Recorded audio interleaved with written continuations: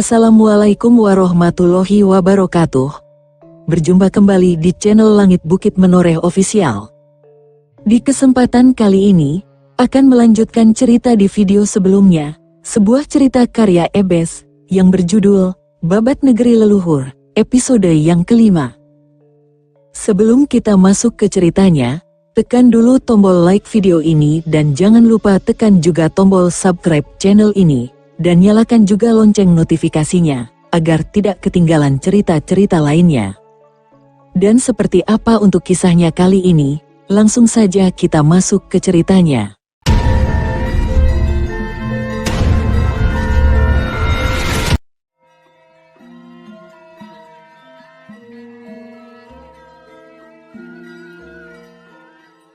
Bagaimana Kang Bok, enak kan masakan Anggarawati? Ucap Sekar Mayang dengan senyum mengejek Ratna Pitaloka. Ah tidak, biasa aja tuh. Ratna Pitaloka mengelak. Dewi Anggarawati tersenyum simpul memandang ke arah mereka.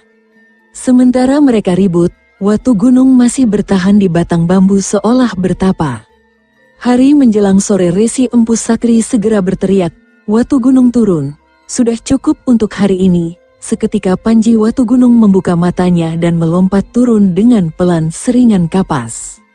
"Ayo kita makan, sudah waktunya mengisi perut." Satu purnama sudah berlalu, Sang Empu Barada sudah ada di Bedahulu menjadi utusan Prabu Airlangga meminta hak atas tahta kerajaan. Namun Prabu Udayana ternyata telah memberikan tahta Bedahulu kepada putra keduanya, Marakata. Sebagai gantinya Prabu Airlangga mendapatkan upeti besar tiap tahun dari Bedahulu. Mendapat jawaban seperti itu, Empu Barada dan rombongan utusan pamit pulang ke Kahuripan sementara pembangunan ibu kota baru Kahuripan di Dahanapura sudah berjalan. Istana baru sudah memiliki beberapa bangunan inti mengingat banyaknya rakyat yang sukarela bergotong royong mempercepat proses pembangunan. Beberapa pejabat tinggi keraton juga sudah mulai berpindah kediaman di ibu kota baru Kahuripan, Dahanapura. Panji Gunung Sari dipindahkan jabatan menjadi Bupati Gelang-Gelang, daerah penyangga Dahanapura di sebelah selatan. Sementara ibu kota Kahuripan baru dipegang Tumenggung Amancanegara, Dyah Adiguna. Sementara itu di Padepokan Padas Putih, nampak Empu Sakri sedang asyik berbincang dengan murid-murid kesayangannya. "Hari ini, aku sudah selesai memberikan ilmu ajian sepi angin kepada kalian. Meskipun tingkat keberhasilan tidak sama, tapi aku cukup puas dengan pencapaian yang kalian dapatkan. Terima kasih guru." Empat murid Empu Sakri memberikan hormat. "Anggarawati, aku sudah mengirim surat ke ayahmu. Kalau tidak salah mungkin pekan depan sudah ada jawaban darinya," ucap Empu Sakri pada Dewi Anggarawati. "Selama di sini, pergunakan waktu sebaik-baiknya untuk belajar bela diri dari Watu Gunung. Karena aku sedang ada kerepotan jadi tidak bisa mengajarimu." "Terima kasih Resi, atas izin belajar pada Kakang Watu Gunung," jawab Anggarawati senang. Sementara itu Ratna Pitaloka dan Sekar Mayang cemberut mendengarnya. Dasar putri istana manja. Pasti dia memanfaatkan waktu untuk dekat dengan Kakang Watu Gunung, batin Ratna Pitaloka. "Aku akan menurunkan ilmuku, tapak dewa api pada kalian. Masing-masing berdasarkan tingkat tenaga dalam kalian, semakin tinggi keberhasilan dari ilmu ini untuk hidup kalian. Malam ini kumulai dari kau Warigalit, sebagai kakak tertua kau mendapatkan giliran lebih dulu." "Terima kasih guru." "Murid patuh pada guru," ucap Warigalit semangat. "Apa boleh buat, walau mereka belum sepenuhnya siap tapi aku tidak bisa menunda menurunkan ilmu kanuragan tingkat tinggiku. Aku berlomba dengan waktu," batin Empu Sakri malam itu. Warigalit berlari mengikuti sang guru melesat keluar padepokan menuju tempat yang sudah dijanjikan. Dengan ajian sepi angin tingkat 5-nya, dia mampu berlari seperti terbang dengan kecepatan tinggi. Wus Jack Warigalit sudah sampai di atas batu besar. Di samping tebing batu curam, sekarang kau akan menerima jurus tapak dewa api. Sampai jurus keberapa itu tergantung kemampuan tenaga dalammu Warigalit. "Murid mengerti guru," jawab Warigalit lalu Warigalit duduk bersila. Memusatkan tenaga dalamnya Resi Empu Sakri kemudian meletakkan tangannya di atas kepala Warigalit. Seberkas sinar kemerahan seperti api, keluar dari tangan Empu Sakri masuk ke tubuh Warigalit. Hawa panas seketika masuk membuat Warigalit berusaha keras untuk menahannya. Keringat bercucuran dari kening dan tubuh Warigalit. Sampai di titik tertentu Empu Sakri melepas tangannya membuat Warigalit bisa bernafas lega walau hawa panas itu masih terasa di tubuhnya. Resi Empu Sakri tersenyum lega. Kendalikan tenaga dalammu, jangan kau lawan hawa panas yang masuk. Pusatkan semua titik lubang tubuhmu bernafas agar tubuhmu bisa menerima. Hufet, perlahan hawa panas itu menghilang dari tubuh Warigalit. Lalu Warigalit membuka matanya. Empu Sakri lega, kau mampu sampai tingkat 7 Warigalit. Bagus untuk pemuda seusiamu. Dulu seusiamu aku baru sampai tingkat 5. Sekarang kau coba tapak Dewa Api. Hantamkan pada batu itu, jangan semua tenagamu, cukup separuhnya saja. Warigalit berdiri, memutar dua tangan di depan tubuhnya, lalu menyilangkan tangan di dada, memusatkan tenaga dalam pada tangan. Seketika muncul sinar kemerahan dari tangan kanannya. Warigalit melompat ke atas dan menghantamkan tangan kanan, seberkas sinar merah keluar menerabas batu sedang di sisi tebing. Duer, ledakan dahsyat terjadi, batu tebing hancur berkeping-keping. Hahaha, bagus Warigalit, bagus. Selepas ini kau tinggal menaikkan tingkat tenaga dalammu agar kau bisa mencapai tingkat 9. Tingkat tertinggi dari ilmu tapak Dewa Api ini. Terima kasih guru. Murid akan melakukan perintah guru, ucap Warigalit senang. Sudah hampir tengah malam. Ayo kembali ke padepokan, ujar Empu Sakri. Warigalit mengangguk. Lantas mereka berdua melesat menembus gelap malam menuju padepokan Padas Putih. Esok harinya, mentari sudah keluar menghangatkan bumi. Kicau burung mulai bersahutan di sekitar padepokan Padas Putih. "Wah, segar sekali rasanya," teriak Dewi Anggarawati sambil memejamkan mata sambil berendam di belik pemandian belakang padepokan Padas Putih. "Woi, putri istana, mau sampai kapan kau mau berendam di situ? Hari ini giliranmu memasak." Suara itu membuat Dewi Anggarawati membuka matanya. "Cih, dasar pengacau. Kalau bukan adik seperguruannya Kakang Watu Gunung sudah kucakar wajah bengisnya itu." "Iya Kang Bok Pitaloka yang paling ayu. Ini aku sudah mau berganti baju," jawab Anggarawati dengan gaya mengejeknya. Ratna Pitaloka mendengus kesal dan segera pergi menuju padepokan meninggalkan Anggarawati yang tersenyum penuh kemenangan. Anggarawati segera naik dan berganti baju, seraya membawa keranjang berisi pakaian yang baru dicuci. Saat menaiki tangga di belakang rumah, tiba-tiba Anggarawati terpeleset saat hendak jatuh. Satu bayangan melesat, tangan kanannya merangkul pinggang Anggarawati. Anggarawati seketika tersihir oleh raut wajah lelaki yang menolongnya itu. "Tetap saja tampan," gumam Anggarawati. Jantung Anggarawati berdetak kencang seraya melingkarkan tangannya ke kepala lelaki itu yang tak lain adalah Panji Watu Gunung. Seperti tak sadar, karena terbius oleh ketampanan Watu Gunung, Anggarawati mencium bibir laki-laki pujaan hatinya. Kap Panji Watu Gunung yang juga terbius oleh kecantikan wanita itu tak sempat mengelak saat bibir Anggarawati mendarat sempurna di bibirnya. Dadanya berdegup kencang sekali. Maaf Kakang," ucap Anggarawati gagap setelah tersadar dari tindakannya. Wajahnya merah seperti tomat matang. Dia malu sekali. Iya gak apa-apa Yai." Watu Gunung mencoba tenang menghindari kegugupan hatinya. Segera tangannya melepaskan diri dari tubuh gadis cantik itu. Anggarawati merasa ada sesuatu yang hilang dari tubuhnya. "Maaf Kakang, aku minta maaf." "Janji jangan marah ya," tatap Anggarawati memelas. "Sudah gak apa-apa kok. Tapi kamu harus janji dulu." "Janji apa Kakang?" "Tak ada orang yang boleh tahu soal ini," jawab Watu Gunung. "Iya Kakang." Anggarawati janji. "Ya sudahlah, aku mau berburu ke hutan dulu." "Kau pengen apa? Biar nanti kucarikan." "Telur ayam hutan Kakang." Panji Watu Gunung tersenyum karena dia tahu apa kesukaan gadis cantik itu dan sudah menduga apa pesanannya.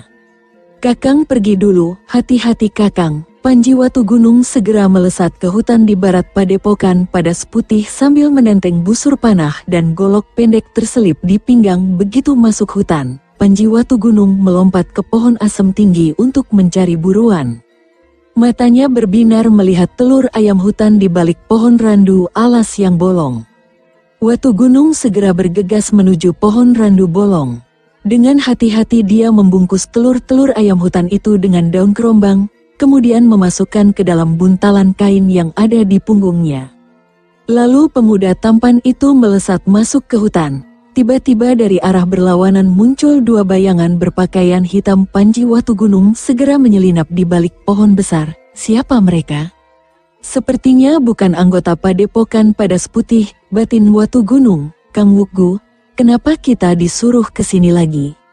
Bukankah laporan yang kita berikan kemarin sudah lebih dari cukup, sahut lelaki kurus yang berjalan di belakang. Aku hanya diperintah sesepuh tangan setan untuk memeriksa laporan telik sandi yang mengatakan di padepokan itu ada gadis bangsawan. Jawab lelaki gempal yang dipanggil Wukgu tadi. Sebaiknya kita hati-hati Kakang, jangan sampai tugas kita tercium oleh mereka. Kita sudah dekat padepokan Padas Putih. Aku tahu itu Tambir, jawab Wukgu. Sementara itu dari balik pohon Panji Watugunung mendengar semua percakapan mereka. Jadi ada mata-mata di padepokan Padas Putih. Seketika Panji Watugunung melompat menghadang mereka. Berhenti kalian. Wukgu dan Tambir seketika berhenti di hadapan mereka. Seorang lelaki muda menghadang langkah. Woi, ada urusan apa kau menghadang kami bocah bau kencur? Minggir, jangan ganggu urusan kami atau kau mampus di sini ha? Gertak Tambir, seharusnya aku yang bertanya. Ada urusan apa kalian memata-matai padepokan Padas Putih? Tanya Panji Watugunung. Ah, bukan urusanmu, cepat minggir atau ku pecah batok kepalamu. Kalau aku tidak mau, kalian mau apa? Jawab Watugunung. Keparat, ku cabut nyawamu. Tambir melesat maju sambil mengarahkan cakarnya ke dada Watugunung. Watugunung melompat ke samping. Sambaran Tambir mengenai angin kosong sadar serangannya gagal. Tambir memutar tubuhnya menyapu kaki kanan Watugunung melihat serangan bertubi-tubi. Watugunung mundur satu langkah memasang kuda-kuda lalu ganti mengarahkan pukulan ke dada. Tambir menghindar ke kiri. Namun Tambir tak menyadari itu hanya pancingan. Tangan Watugunung bertumpu di tanah. Lalu dengan gerak memutar mengarahkan tendangan ke wajah lelaki kurus itu. Plak! Tambir terhuyung mundur dari sudut bibirnya, ada darah yang mengalir. Tambir mengusap darah dan seketika wajahnya menjadi bengis lalu dia mencabut golok pendek di pinggangnya. Keparat, ku tebas batang lehermu.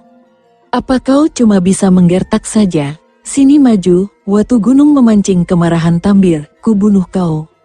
Kembali Tambir maju sambil membabatkan golok pendek ke leher Watugunung. Dengan sigap dia mundur selangkah menyadari serangannya luput. Kaki kiri Tambir menyapu kaki Watugunung. Angin sapuan itu disadari Watugunung yang segera melompat dan bersalto di udara 2 kali mendarat 2 tombak di belakang Tambir. Sementara itu Wukgu masih belum bergerak mengamati pertarungan. Setelah bertukar 5 jurus, Watugunung berhasil mendaratkan beberapa pukulan dan 1 tendangan keras ke tubuh Tambir. Lelaki kurus itu terhuyung mundur ke belakang. Kakang, bantu aku. Mendengar itu, Wukgu lantas mencabut pedangnya. Mengambil kuda-kuda lalu membabatkan pedangnya ke arah Panji Watugunung, sabetan pedang maut. Ciat, angin menderu menerabas ke arah Watugunung. Lelaki muda itu melompat ke samping menghindari angin tenaga dalam yang mengincarnya. Angin terus menghantam pohon randu alas, blar. Pohon randu alas meledak dan roboh. Rupanya dia lebih berbahaya dari si kurus itu. Aku harus segera mengatasinya. Panji Watugunung mundur selangkah, menyilang tangan di dada kemudian membabatkan tangan kanannya, tebasan pedang langit. Hiat, sebentuk pedang semu dari aliran tenaga dalam, melesat ke arah Wukgu yang juga segera mengeluarkan ilmu andalannya, sabetan pedang maut ciat. Benturan keras tenaga dalam itu meledak keras, blar. Akibatnya gelombang angin menderu menerabas kedua sisi. Panji Watugunung melompat ke udara menghindari angin tenaga dalam. Wukgu juga melompat ke samping. Sementara Tambir sedikit terlambat, angin kencang itu menghempas ke tubuhnya yang membuat pria kurus itu terlempar 2 tombak ke belakang. Tambir muntah darah segar, dadanya sesak bukan main. Melihat Tambir muntah darah, amarah Wukgu memuncak. Keparat, akan ku buat kau menyesal. Sabetan pedang maut. Kembali serangan Wukgu cepat menerabas ke arah Watugunung. Panji Watugunung melompat ke udara. Sambil tangan kanannya bersiap memberikan serangan balasan, tebasan pedang Dewa Hiat. Dari sabetan tangan kanan Watu Gunung, muncul cahaya putih berbentuk pedang gelombang tenaga dalam tingkat tinggi menerabas ke arah Wukgu yang kaget segera melompat mundur satu langkah. Tangan menyilang di depan dada tameng Dewa Maut. Namun kerasnya tebasan pedang dewa membuat Wukgu terpental 4 tombak dan badannya menabrak pohon walau sudah menghadang dengan ajian tameng Dewa Mautnya. Wukgu tewas seketika setelah muntah darah segar melihat kakak seperguruannya tewas. Seketika raut ketakutan muncul di wajah tambir, dadanya sesak bukan main. Sementara dari mulutnya darah segar masih mengalir. Watu Gunung melompat mendekati tambir yang ketakutan. Tak sebanding dengan omong besarmu. Ampun pendekar. Jangan bunuh saya. Uhuk, jawab tambir seraya beringsut mundur. Baik. Aku tidak akan membunuhmu kalau kau jujur kepadaku. Iya pendekar, saya jujur. Mohon ampuni saya, dari mana asalmu dan ada tujuan apa kau di sini? Tanya Watu Gunung. Saya dari Padepokan Bukit Jerangkong di lereng Kawi. Tujuan kemari saya ditugasi mencari tahu kebenaran berita tentang anak bangsawan yang ada di Padepokan Padas Putih. Dari mana kalian tahu ada anak bangsawan di Padas Putih, ha? Watu Gunung geram. Dari sering. Belum sempat tambir menyelesaikan omongannya, 2 jarum melesat ke arah Watu Gunung. Menyadari ada angin dingin mengancam punggungnya, Watu Gunung berguling ke tanah 2 kali, namun naas bagi tambir, jarum-jarum itu melesat menancap di dada lelaki kurus itu, yang seketika kejang-kejang, wajah menghitam dan keluar busa putih dari mulutnya. Sekelebat bayangan hitam melesat cepat meninggalkan tempat itu, selagi Watu Gunung berguling ke tanah. Bajingan, ada yang main petak umpet rupanya. Watu Gunung berdiri, memandang ke arah tambir dan Wukgu yang sudah jadi mayat. Lalu mengambil kalung berbentuk tengkorak hitam di leher tambir, kemudian dia bergegas menuju balik pohon besar tempat dia menaruh telur ayam hutan pesanan Dewi Anggarawati. Aku harus segera melaporkan kejadian ini pada guru secepatnya, gumamnya seraya melesat cepat ke Padepokan Padas Putih. Di kediaman Empu Sakri, hanya ada Sekar Mayang yang sibuk melatih jurus selendang esnya Wus Jack. Sekar Mayang menoleh, lalu tersenyum manis melihat pemuda tampan itu. Dari mana kakang? Kelihatannya lelah sekali. Guru mana Sekar? Watu Gunung balik bertanya. Oh, tadi guru dipanggil Empu Rungkat. Katanya ada hal penting yang perlu dibahas. Berangkat juga dengan Kakang Warigalit, jawab Sekar Mayang. Memang ada apa kakang? Tanya Sekar Mayang penasaran. Tadi waktu di hutan, kakang ketemu 2 orang telik sandi yang mengintai Padepokan Padas Putih. Mereka dari Padepokan Bukit Jerangkong, jawab Watu Gunung. Apa? Tapi kakang tidak apa-apa bukan? Tenang, kakang tidak apa-apa kok, kita tunggu dulu kedatangan guru, biar nanti jelas semuanya, kata Watu Gunung. Pitaloka kemana? Kenapa juga menanyakan dia? Bikin kesal saja. Sumut Sekar Mayang. Yah, bertanya apa salahnya tuh Sekar? Ya pokoknya aku tidak suka kakang Watu Gunung dekat-dekat dengan Kang Bok. Pitaloka, lo kenapa? Kan kita seperguruan, harus rukun dan saling menjaga tuh, ujar Watu Gunung. Pokoknya gak suka. Sekar Mayang ketus sambil melangkah pergi.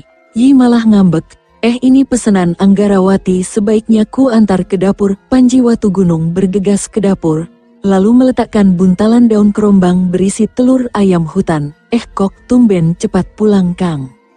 Dapat pesananku?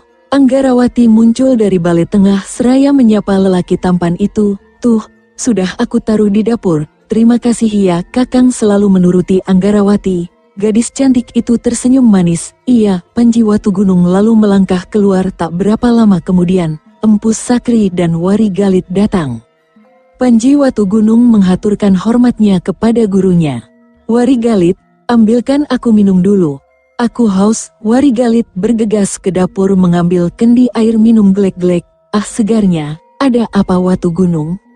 Sepertinya ada hal yang kamu khawatirkan, tanya Resi Empu Sakri seraya memandang murid kesayangannya itu.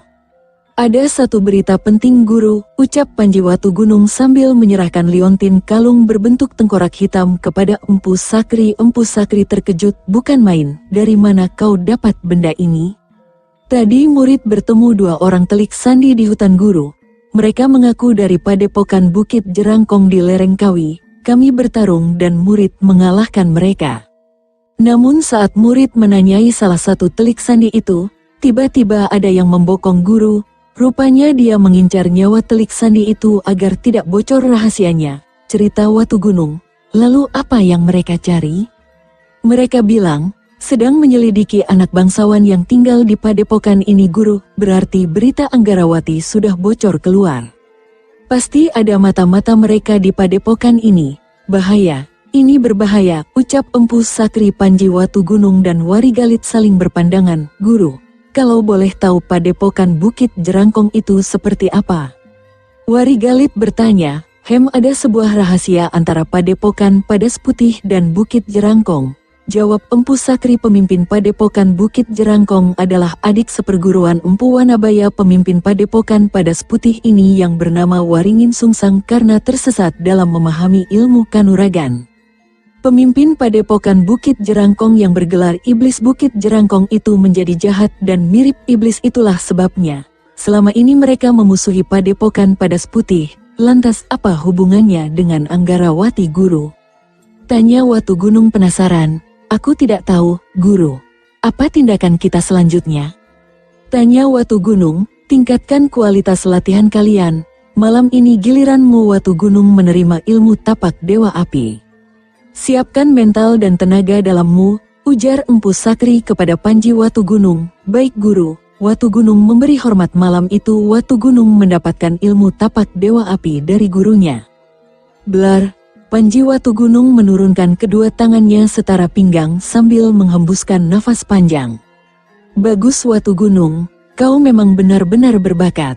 Jika mampu mengkombinasikan jurus pedang tanpa bentuk dan tapak Dewa Api tingkat 8 ini, akan sulit mengalahkanmu walau itu adalah pendekar dengan tingkat dalam setara. Terus berlatih.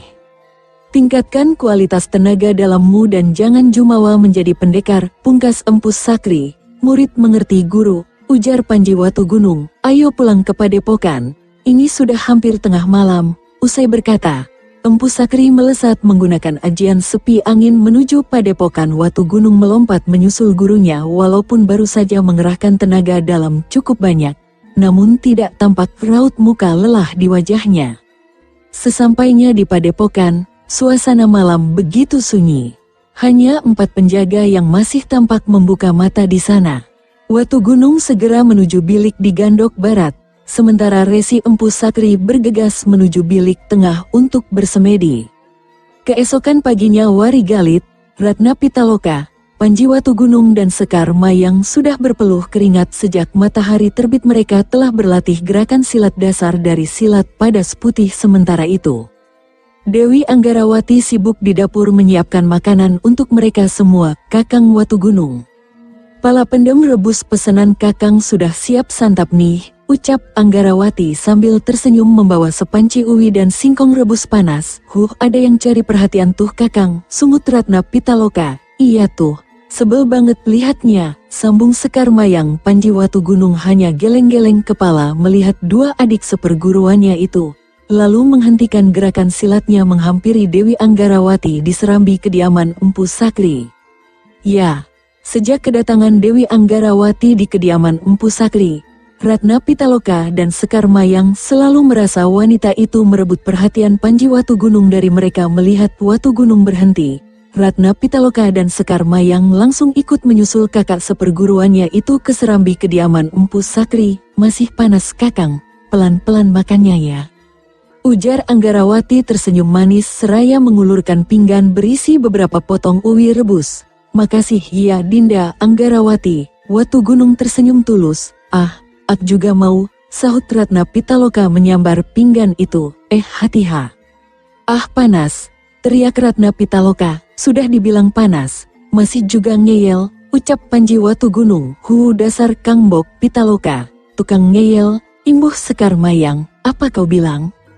Tukang ngeyel, kau mengajakku ribut Mayang, ucap ketus Ratna Pitaloka memandang tajam ke arah Sekar Mayang. Sudah, ribut terus. Bisa tidak tenang saat makan, potong Warigalit. Kang Bok Pitaloka yang mulai, sergah Sekar Mayang tak mau kalah. Masih berani kau menuduhku? Ucap Ratna Pitaloka sengit melihat dua adik seperguruannya masih belum selesai ribut. Panji Watugunung segera berdiri hendak pergi. Kakang mau kemana? Tanya Sekar Mayang, malas dengar orang ribut melulu. Panji Watugunung beranjak meninggalkan Serambi. Ah, gara-gara Kang Bok, Kakang Watugunung marah. Bukankah kamu yang mulai duluan? Diam! Teriak Warigalit tak tahan mendengar adu mulut Ratna Pitaloka dan Sekar Mayang. Seketika Ratna Pitaloka dan Sekar Mayang diam sementara Dewi Anggarawati yang langsung menuju dapur setelah melihat lelaki pujaan hatinya itu ada di sana. Maafkan aku ya Kakang, gara-gara aku mereka bertengkar hiks. Isak Dewi Anggarawati, air mata bening menetes dari ujung kelopak mata indahnya. Hei, siapa yang menyalahkanmu Yai? Sudah jangan diambil hati, hibur Panji Watugunung seraya tersenyum dan tangannya menghapus air mata yang mengalir. Kakang tahu hatimu lembut, mudah meneteskan air mata. Jangan nangis lagi ya, nanti hilang cantiknya loh. Seketika wajah Dewi Anggarawati cerah, senyum manis mengembang di bibirnya. Jadi menurut Kakang aku cantik? Iya, cantiklah. Tentu saja, jawab Watugunung canggung.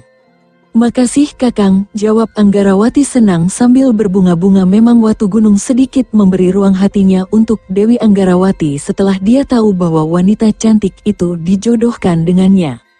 Sebab dia tahu, sekali Panji Gunung Sari menjodohkan dia pasti dia takkan bisa menolak. Namun dia juga tidak bisa meninggalkan Ratna Pitaloka dan Sekar Mayang yang sudah lebih dulu menyayanginya. Kakang Wugunung. Suara itu membuat Watugunung dan Anggarawati menoleh.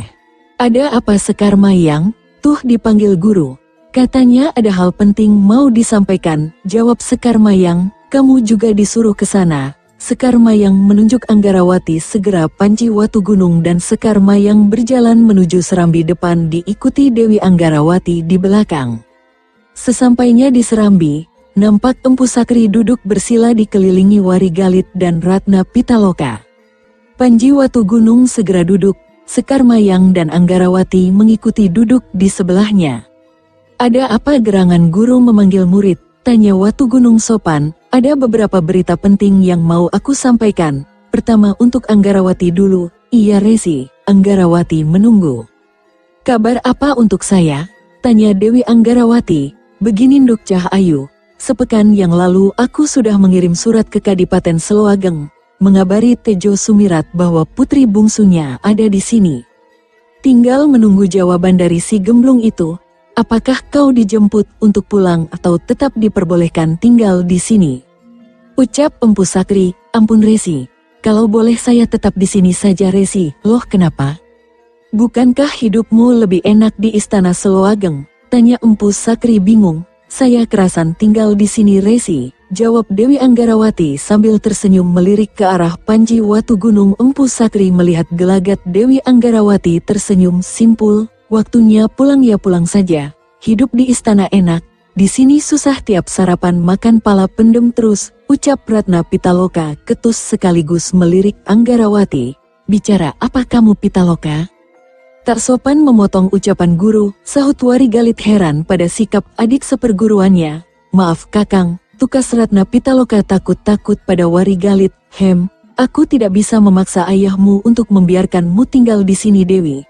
Tapi tidak baik juga jika kamu terlalu lama meninggalkan istana.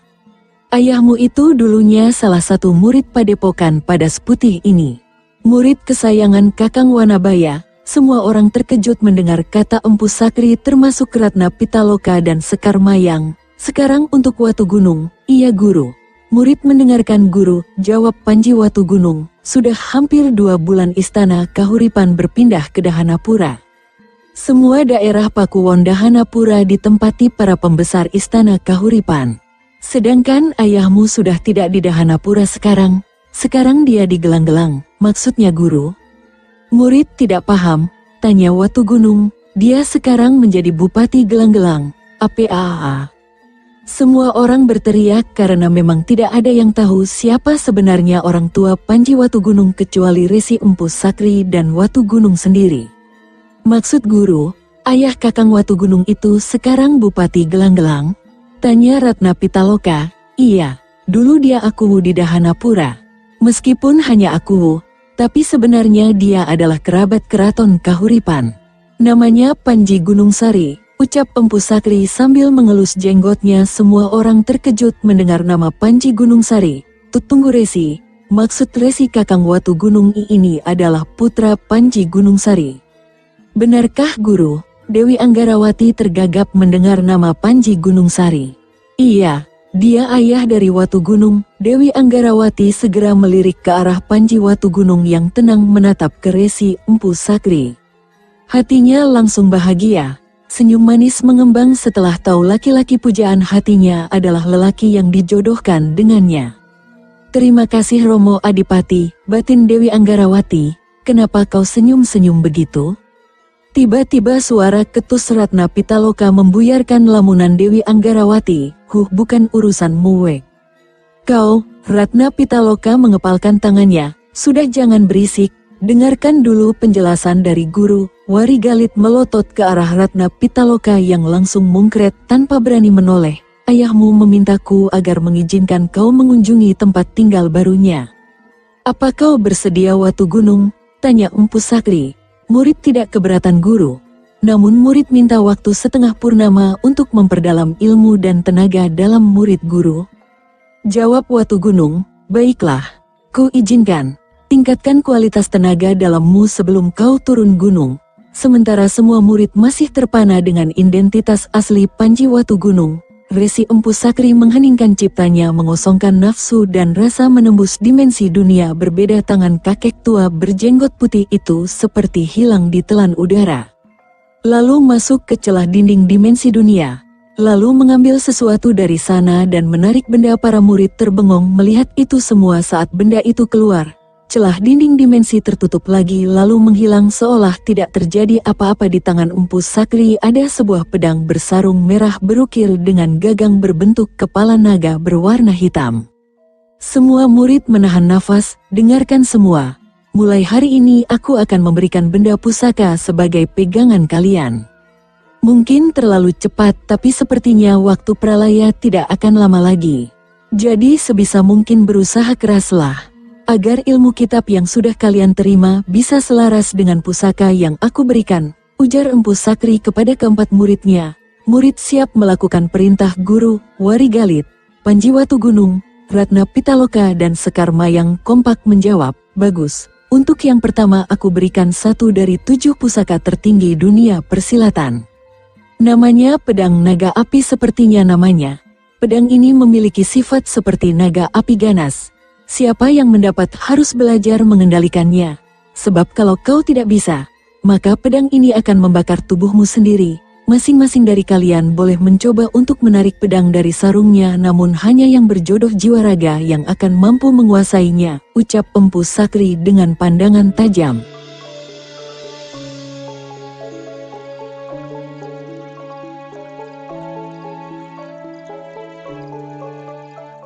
Sahabat pendengar setia Langit Bukit Menoreh official yang berbahagia, sampai di sini dulu ceritanya.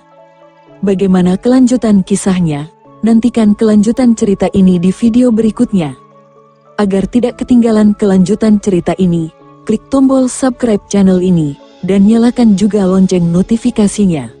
Wassalamualaikum warahmatullahi wabarakatuh.